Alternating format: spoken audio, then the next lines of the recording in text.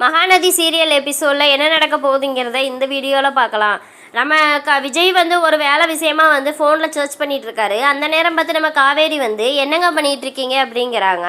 வேலை விஷயமா சர்ச் பண்ணிகிட்ருக்கேன் அப்படிங்கவுமே, எதுக்கு வேலைக்கு போகணும், யாருக்கு வேலைக்கு போகிறீங்க அப்படிங்கவுமே, நான் தான் வேலைக்கு போகிறேன், நான் இங்கே இருக்க சும்மா உட்காந்து சாப்பிட முடியுமா அப்படின்னு சொல்லிட்டு, இந்த ஃபினான்சியல் இதில் வந்து நம்மளோட பங்கு இந்த வீட்டில் ஏதாவது ஒன்று இருக்கணும், எத்தனை நாளைக்கு என்னை உட்கார வச்சுக்கிட்டே நீங்கள் சாப்பாடு போட முடியும் அப்படிங்கவுமே, அதெல்லாம் நான் பார்த்துக்கிறேன், நீங்கள் வந்து ஒரு முதலாளியாக இருந்தவர், நீங்கள் வந்து இந்த மாதிரி வேலையெல்லாம் செய்யக்கூடாது, வேலைக்கெல்லாம் போய் ஒருத்தவங்ககிட்ட அடிமையாக இருக்கணுங்கிறத நான் ஏற்றுக்க மாட்டேன்.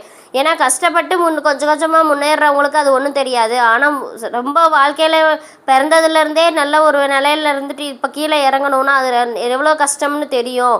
அதனால் நீங்கள் அந்த மாதிரிலாம் வேலைக்கு போகக்கூடாது. நான் எப்படியாவது பிஸ்னஸ் ஸ்டார்ட் பண்ணுறதுக்கு ஒரு முடிவு பண்ணுங்க அப்படின்னு சொல்லி விஜய்கிட்ட எடுத்து சொல்கிறாங்க. சரி அப்படின்னு சொல்லிட்டு இன்னும் கொஞ்ச நாளைக்கு வேணும்னா நம்ம ஒருத்தவங்ககிட்ட வேலைக்கு போகலாம், அதுக்கப்புறம் வேணும்னா நம்ம போய் பிஸ்னஸ் ஒன்று ஸ்டார்ட் பண்ணிக்கலாம் அப்படிங்குமே, அதெல்லாம் முடியாது அப்படின்னு சொல்லி காவேரி சொல்லிடுறாங்க.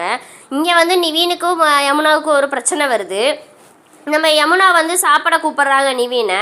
நிவீன் வந்து ஆர்டர் போட்டு சாப்பாடு வாங்கி சாப்பிட்டுட்டு இருக்கோமோ, அப்போ இங்கே நான் சமைச்சேன்ல, நீ சொல்லலாம்ல முன்னாடியேன்னு, ஆர்டர் போடுறேன்னு, இப்போ நீ இந்த சமைச்ச சாப்பாடெல்லாம் யார் சாப்பிட்றது அப்படிங்குமே, ஏன் என்கிட்ட கேட்டு தான் நீ எல்லாமே செய்வியா, நீ சமைச்சதை நீ ஏன் சாப்பிட்டுக்கோ அப்படின்னா, அப்போ உங்கள்கிட்ட ஒரு வீட்டில் சமைக்கணும்னா கூட கேட்டுட்டு சமைச்சா அது என்ன பழக்கம் அப்படிங்கிறாங்க.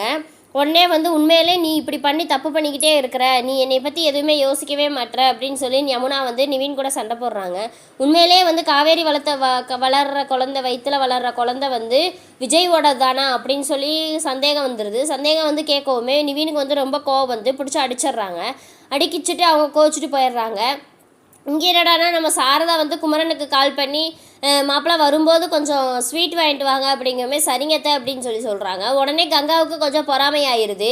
என்னடா இது நம்ம புருஷங்கிட்டே வேலை வாங்குறாங்களே, இது எதுக்கு, இதெல்லாம் நியாயம், என்னமோ அவர் பெரிய பிஸ்னஸ் மேன், என்னமோ பெரிய கோடீஸ்வரன் மாதிரிலாம் பண்ணிக்கிட்டு இருக்காங்க அப்படின்னு சொல்லி, என்னமோ எம்எல்ஏவே வந்து வீட்டில் வந்து உட்காந்துருக்கிற மாதிரி இவர் ரொம்ப ஓவராக இவங்க பண்ணிக்கிட்டு இருக்காங்களே, நம்ம புருஷனுக்கு இல்லாத மரியாதை அவன் இப்போ வந்து ஆளுக்கு கிடைக்கிது அப்படின்னு சொல்லி கங்காவுக்கு கொஞ்சம் கோபம் வருது. எந்த வேலை சொன்னாலும் நீங்கள் பேசாமல் இருங்க, நீங்கள் எதுக்கு அதை போய் செய்கிறீங்க அப்படின்னு சொல்லிட்டு, காவேரிக்கு ரொம்ப சப்போர்ட் பண்ணாதீங்க நீங்கள் அப்படின்னு சொல்லி பொறாமப்படுறாங்க.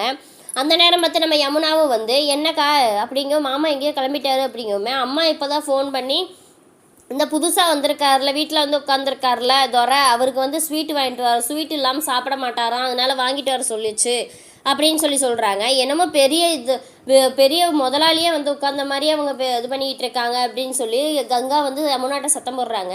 என்னக்கா பண்ணுறது, நம்ம தலையெழுத்து அப்படி, நம்ம நேரம் அப்படி, அவளுக்கு கிடச்சது எல்லாமே, அவன் என்னதான் தப்பு செஞ்சாலும் அம்மா கடைசியில் அவங்களுக்கு சப்போர்ட் தான் பண்ணும்.